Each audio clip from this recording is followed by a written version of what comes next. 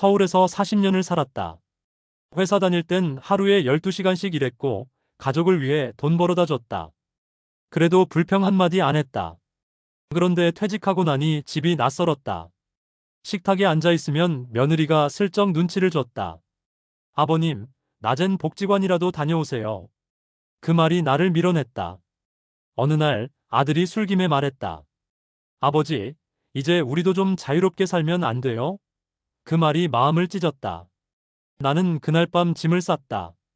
낡은 가방 하나 들고 기차를 탔다. 창밖엔 낯선 풍경이 흘렀다. 도착한 곳은 강원도 깊은 시골 마을. 허름한 집 한 채를 월세로 얻었다. 새벽이면 닭이 울고 밤엔 바람이 문틈을 스쳤다. 처음엔 고요가 좋았다. 그런데 시간이 지나니 고요는 외로움이 되었다. 사람 목소리가 그리웠다. 그러던 어느 날 우체국 앞 벤치에 앉아 있는데 낡은 모자를 쓴 노인이 다가왔다. 서울서 오셨죠? 예, 어떻게 아셨어요? 다 티나지요. 여긴 다 농사꾼 얼굴인데. 그렇게 시작된 대화가 내 인생을 바꿨다. 그 노인은 매일 아침 내 집 앞에 들러 커피나 한 잔 하세라고 말했다. 처음엔 어색했지만 그 웃음이 이상하게 따뜻했다. 도시에서는 누구도 내 이름을 불러주지 않았지만 그 노인은 날 박형님이라 불렀다. 이름 한번 불러주는 그 말이 그렇게 큰 위로일 줄은 몰랐다. 그날 밤 나는 혼잣말을 했다. 아들아, 너한텐 내가 짐이었겠지만 여긴 날 사람으로 봐주는 이가 있다. 그렇게 내 인생의 두 번째 봄이 시골에서 시작됐다. 시골에 내려온 지 2달이 지나자 얼굴이 까맣게 탔다. 처음엔 마을 사람들과 말도 섞기 어려웠다. 도시에선 누가 옆집에 사는지도 몰랐으니까. 그런데 그 노인, 김노인이라 불리는 그 사람은 매일같이 내 집 앞을 지나가며 말했다. 박 형님, 오늘도 혼자 드시게.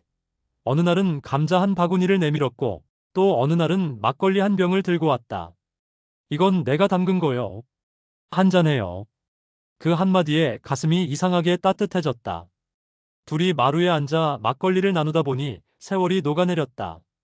김노인은 옛날엔 군인이었다고 했다. 나처럼 자식한테 서운함이 많았다. 젊을 땐 일만 했지 자식이 크는 줄도 몰랐어.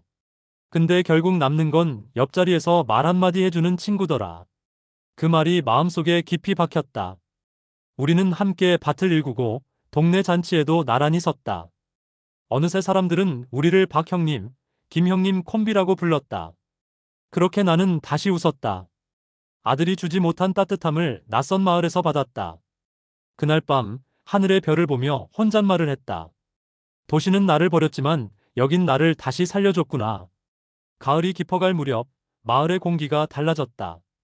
논에는 황금빛이 번지고 새소리 대신 바람소리가 길게 흘렀다. 나는 김노인과 함께 수확을 도왔다. 땀에 젖은 옷이 들러붙었지만 이상하게 힘들지 않았다. 형님, 도시 사람 맞아요? 일손이 꽤 빠르네. 김노인이 웃으며 말했다. 배운 건 없어도 일은 좀 해봤지요. 우리는 그렇게 일하고 웃고 때로는 말없이 앉아 막걸리 한 잔을 나눴다. 도시에서는 한마디 대화도 없던 날들이 여기선 온종일 이야기로 가득했다. 어느 날 저녁 김노인이 갑자기 물었다. 박 형님, 왜 혼자 내려왔소? 나는 잠시 침묵했다. 바람이 스쳤고 그 소리가 마치 내 대답 대신 같았다. 아들이 나를 귀찮아했어요. 이제 그 집에선 내가 필요 없는 사람이더군요. 김노인은 조용히 고개를 끄덕였다. 그럴 수도 있지. 하지만 형님, 자식이 전부는 아니요. 결국 마지막에 남는 건 옆자리 사람이요. 그 말에 가슴이 묘하게 울렸다. 그날 이후 나는 매일 새벽 김노인 집 앞에서 그를 기다렸다. 밭일이 없으면 마을길을 걸었다. 어느 날 아이들이 지나가다 외쳤다. 할아버지 둘이 진짜 친구 같아요. 김노인이 나를 보며 웃었다. 들었지? 이제 우린 공식이요. 그날 밤 나는 오랜만에 편히 잠들었다. 아무도 내게 짐이라 하지 않았고 아무도 내 존재를 부담스러워하지 않았다. 단지 박 형님이라는 이름으로 불려주는 그게 내겐 인생의 새 시작이었다. 도시에서 잃었던 자존심이 이 조용한 시골길에서 조금씩 되살아나고 있었다. 겨울이 다가오자 마을은 조용해졌다. 밭은 텅 비었고 사람들도 집안에서 불을 지폈다. 김노인과 나는 여전히 매일같이 마주했다. 하루는 눈이 소복이 내리는 날, 그는 내게 말했다. 형님, 사람 인생이 참 묘하지 않소. 나도 도시에서 살 땐 외로웠는데 여긴 이상하게 편해. 나는 고개를 끄덕였다. 맞아요. 여기선 말 한마디에도 정이 있어요. 도시에서는 그게 참 어려웠죠. 그날 저녁, 그는 내게 김치 한 통을 내밀었다. 올겨울엔 이걸로 버텨요.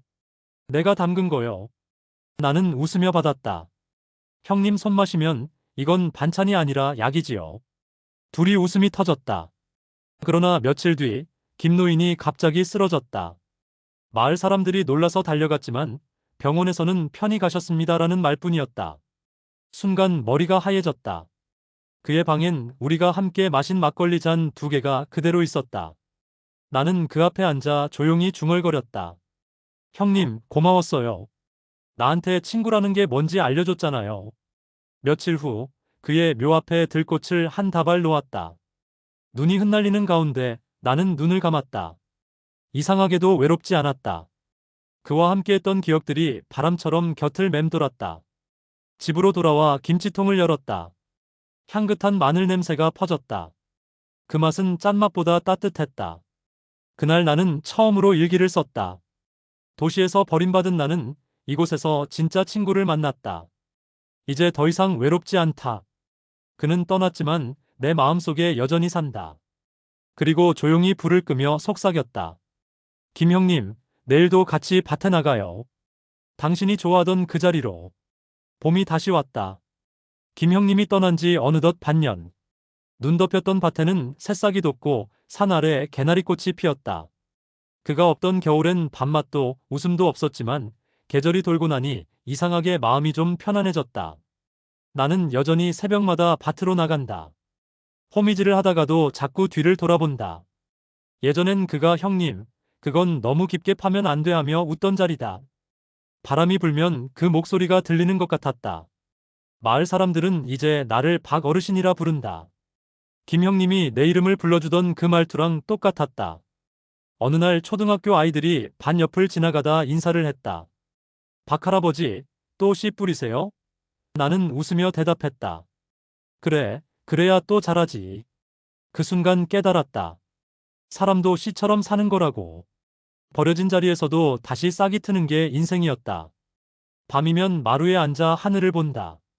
별 하나가 유난히 밝다. 그게 김 형님 같았다. 형님, 나 요즘 잘 지내요. 당신 말대로 결국 남는 건 사람 맞네요.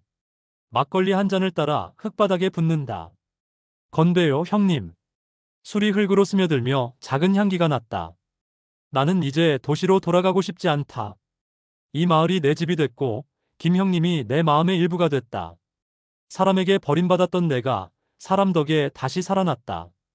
그리고 그날 일기장에 이렇게 썼다. 진짜 친구란 떠나도 내 마음에서 계속 말 걸어주는 사람이다. 이응. 그가 없는 지금 나는 더 이상 혼자가 아니다. 이 영상이 재미있었다면 좋아요, 구독 눌러주세요. 끝까지 시청해주셔서 감사합니다.